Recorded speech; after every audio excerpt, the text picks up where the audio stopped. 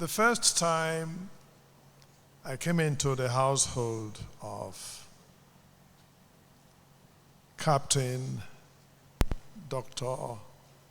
Hosa Okumbo was on a mission, a royal mission, very much like Eliezer was sent by Abraham to go get a wife for his son. That was my mission then. I had never been face to face with him, but that was the day I came. And just as Eliezer could say, I being in the way, the Lord led me, that was the way I also felt. And of course I had to come again, this time around, to take her away and eventually present her along with her husband to Ogiame Atuashi II, who was the king then. Ever since then, now and again, our paths have crossed, and I could see very clearly that the hand of God was upon him in a very special way. And you could see some things, even if in retrospect, that God was actually actively leading him step by step from one stage to the other, and ultimately culminating in what we are celebrating here today. He came a brilliant young man, and he took to flying and conquered the skies. One would have thought that at the time when he was soaring so high and had great command of the skies, that he would have remained there. But no, he didn't. He saw his mission to the skies was concluded at the time most people would have thought he would continue. It came down to earth, and he's labored in the seas, and has also done tremendously well. And he has also laid his hands on growing things from the earth.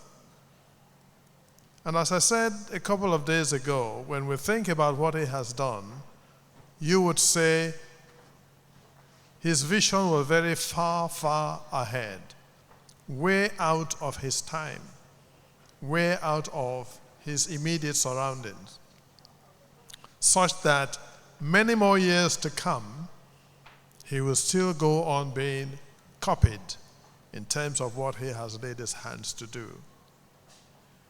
And when you think again, why has he moved in such a way that only a meteor could move?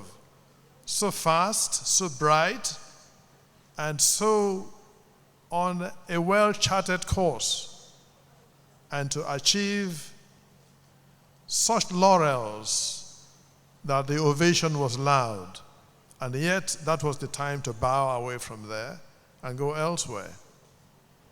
And so one is not surprised, as I reflect about it later on, that he's having to go when he has been called away at a point in time when one would have thought, in terms of years of longevity, he still had many more to spend here, and yet this is the time for him to leave.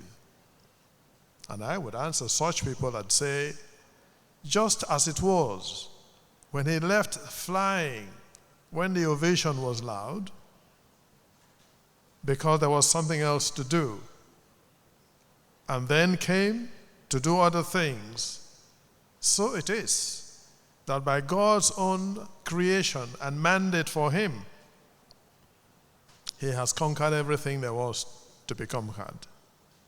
And you know, there are some who might question and to say, why now? Why now? But I would answer and say, why would he not go home? he who has a home to go to. The only reason to linger around when there's nothing else to do but to go home is when there is no home to go to. But in his case, he has a home prepared by the Creator himself, the Redeemer. Because I got to know this for a fact, that he had given his life to the Lord Jesus Christ. And God's own promise, Christ's own promise to say, I go away and prepare a place for you. That applied to him in real terms. And I'm sure he was well aware of that. And he knew he was going home. So why would he not go home? Who has a home to go to? When all that is left here is concluded and there's nothing left than to go home. So he has gone in his right time. Although the tears may flow, the tears may flow not in despair, not in frustration, but in the severance of endearment, when they would have wished for him to be around much longer, so you could interact with him and enjoy his presence and fellowship. I suppose that's why the tears would flow. But if it were a matter of whether it's been a loss or not, no. Tears will not flow, but joy instead. He has come, fulfilled his mandate, concluded all that God had given him to do, and has left legacies to show, whether in the number of people, endless number of people whose lives he has touched, some of whom we have heard of here tonight. And you may not know, there are some who have gathered themselves from the creeks and come to see Ogiame Atuwache III. Even though they rejoiced and congratulated him, the next thing they had to say was that Captain Hosa was their leader. And they saw the immediate representation that they could cry unto was Ogiame Atuwache III, the Olu of Warri, because of his connection with Captain Hosa Okumbo.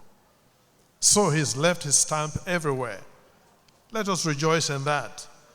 And let's take the challenge to live as we ought to. Wherever God has placed us, let's make the most of it. And leave our time and leave our stamp behind too. So that when it is time to go home, we will have a home to go to. We rejoice today because he is at home with Jesus, at home forever. Blessed be the name of the Lord.